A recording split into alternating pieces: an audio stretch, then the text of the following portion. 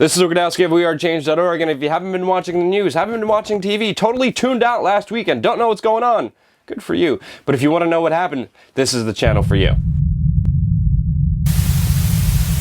So Wednesday, to the national audience, a day before 9/11, our President Barack Obama made a very important lie. He pretty much did what he tried to do last year, but now he's successful, where he tried to bomb Syria, but we didn't buy it last year, but now we are for some reason. So Barack Obama pretty much decided two things. He said that he's going to support, quote, moderate rebels, and also support the fight against ISIS with airstrikes in Syria and Iraq. Now, what you're not being told, the other side of the story, there's very key distinctions here that people need to understand before even understanding what the hell is going on in the first place. Number one, these are not moderate rebels. The so-called moderate rebels are the ones we financed last year to get rid of Assad, because we couldn't launch airstrikes because of Russia and no public support against Syria to get rid of Assad. These are not moderate rebels.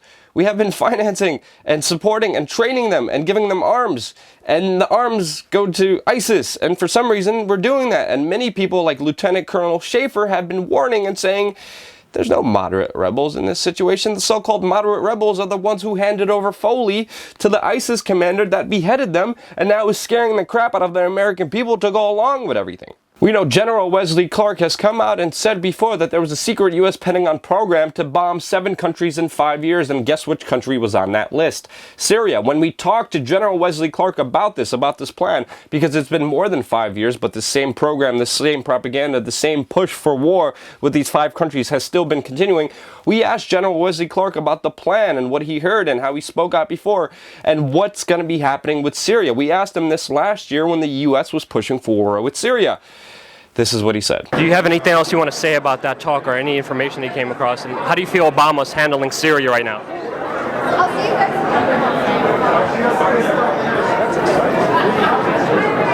Now, with this bombing campaign, the U.S. government has said that they will not distinguish between Syrian government forces and the rebels, which means that if they want to bomb the Syrian government to help get rid of Assad, they're going to do that. Now, these moderate rebels, along with ISIS, their main task in Syria, their main goal, their main objective, what they want to do is get rid of Assad and set up their Islamic State. Now, obviously, the main thing that the U.S. wants to do is get rid of Assad. The moderate rebels and ISIS have made a pact, and their main goal will be to get rid of Assad in Syria. Barack Obama has also come out and said that if the Syrian government fires at U.S. military aircraft when they are in Syria, bombing Syria, that this will lead to the overthrow of Assad. What you're seeing right now is the Bush doctrine on steroids. There's also key U.S. allies in the region that are playing a very important part to all this, like Turkey and Israel, that are supporting these rebels on the Syrian border when they're going after Assad. There's also Saudi Arabia, which has recently came out that a lot of people there are supporting ISIS and giving them all the money. That's why they have billions of dollars. That's why they have all the weapons, not only from our tax dollars, but from Saudi Arabia, our key ally in the region. And that's why Barack Obama's speech the day before 9/11 was very telling, because Barack Obama came down to ground zero, met with 9/11 family members a couple years ago, shook their hands, looked them in the eyes, and said, I promise I will release the 28 documents that are still classified from the official 9/11 Commission report. Now, of course, Congress members have seen these documents and said that they are not a threat to national security, but key government insiders said that they reveal how the Bush, Bin Laden, and Saudi Arabian trifecta all merged together, and how they're colluded and tied in together. And we know Saudi Arabia was the one who financed the hijackers. 15 of the 19 hijackers came from Saudi Arabia. And if this new declassified information, which the government is holding on as closely as they can, whenever a congressman wants to see this, they have to have an FBI member right there next to him, making sure that he doesn't write anything down or take a picture of anything, and they can't talk about it legally. The reason they want it classified, because if it comes out, the dirty laundry of Saudi Arabia's involvement with 9/11, obviously their whole plan with financing ISIS, making them more powerful, having an excuse to bomb, having an excuse to keep the military and cultural complex, won't be there. Saudi Arabia are like the banksters of Middle Eastern terrorism, and they're the ones there sitting there doing the dirty work of the U.S. government, and the U.S. government is using them, keeping their secrets safe. Of course, we know 160 Saudi Arabians were flown out of this country when nobody was allowed to fly. We were screaming about the Carlyle Group back in 2003, 2004, and people call this conspiracy theorist, but now it's all finally coming out. And of course, Henry Kissinger plays some kind of weird, mysterious role in this because George W. Bush appointed him as the first head of the 9/11 Commission report. Now, when the victims' family members that I met this week during the 9/11 anniversary, when they came to him and asked him to release the names of the clients from Saudi Arabia, Henry Kissinger quietly walked out of the room with the family members when they asked him this question, called the White House, and resigned as head of the 9/11 Commission report. Now, why did Bush want him there? Because they have the same clients dealing with Saudi Arabia, dealing with the Bin Laden family, dealing with the Carlyle Group. And when the family members wanted transparency, when they wanted truth about this, of course, Henry Kissinger put his tail between his legs and ran out of there and wasn't head of the 9/11 Commission report. You self-serving coward, get lost. Now, the only thing that the U.S. government has is fear and emotional-based propaganda. That's why when you're seeing these beheading videos on TV, when you're seeing all these horrible videos on YouTube that ISIS puts together, it is meant to scare you. This is the main reason why Democrats and MSNBC are beating the drums for war when they never really beat the drums for war before. But they are right now because of this fear. And if you're not afraid, you can't be controlled. You can't be pacified. They can't tell you what to do. So do not be afraid. Start asking real questions. How did ISIS become so powerful? Where did they get their training? Where did they get their money? Why do they exist?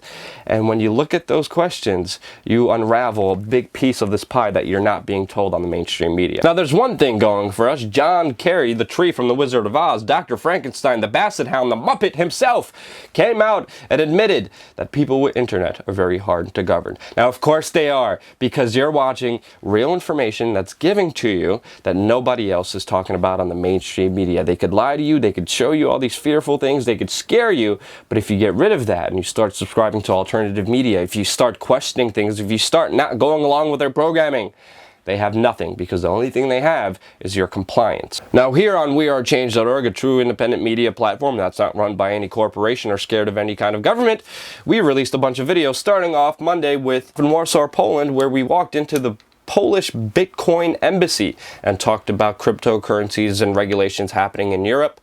We interviewed Fred Burke in San Francisco about his research into mind control and his work as a White House whistleblower working for Bill Clinton and George W. Bush. And then on the anniversary of 9/11, we met a survivor named Ricky, who has just been coming off from the trauma that he experienced that horrible day on 9/11, and provided us with some photos that you could see right now on WeAreChange.org of explosions going off in the Twin Towers. He gave us some of the photos. He still has photos that he has not released, but you can see him right now on WeAreChange.org, and you can see the emotional interview we did with him, with what he went through, with what he survived, and his experiences that contradict the official story. We met Richard Gage in Times Square, where he presented a new billboard, making people question the official story of 9/11 by showing the collapse of World Trade Center 7. The last thing we did was we met up with Wayne Madsen, who's an investigative journalist, and uncovered covert intelligence agencies and their role in the current Middle East crisis. Now, if you found this video helpful in dealing with the propaganda that's thrown at you, click like. Don't forget to subscribe. We're going to have videos Sunday through Thursday, 6 a.m. Eastern, every week for you here at WeAreChange.org.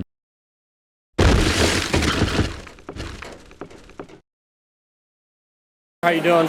I just wanted to know, what do you mean when you said illegal we do immediately, unconstitutional takes a little longer, the WikiLeaks document? What do you mean by that? Come on. It's happening now. Is there a follow-up? Is there any information you know, or any thoughts on the speech you gave? No, those were discussions that were being held in the Pentagon a decade